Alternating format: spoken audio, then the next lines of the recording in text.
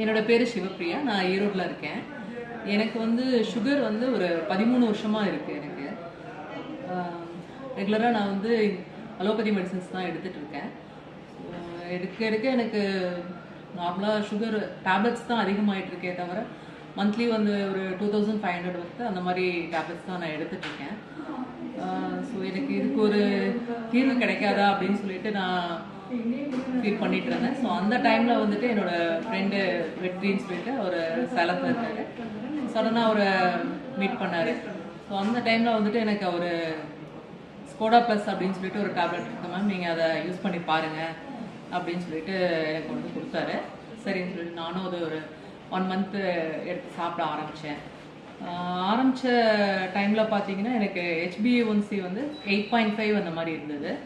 So அதை ஒரு 1 month சாப்பிட்டு முடிச்சதுக்கப்புறம் சரி செக் பண்ணி பார்க்கலான்னு பார்த்தப்போ எனக்கு 6.5 HbA1c இருந்தது.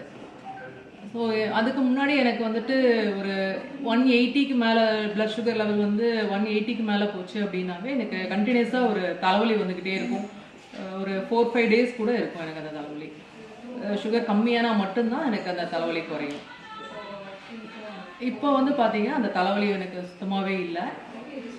நெக்ஸ்ட்டு வந்து பார்த்தீங்கன்னா கால்லாம் வந்துட்டு ஒரு மாதிரி மதன்னு இருக்கும். நைட்லாம் ஒரு மாதிரி ஒரு ஐஸ் பார் மேலே நிற்கிற மாதிரியே இருக்கும். தூக்கம் வரதெல்லாம் ரொம்ப டிஸ்டர்பன்ஸாக இருந்தது அந்த டைம்லலாம். இப்போ வந்து நான் ரிலாக்ஸாக நல்லா தூங்கி அந்த நாள் ஃபுல்லாகவே நல்லா ஆக்டிவாக இருக்க முடியுது.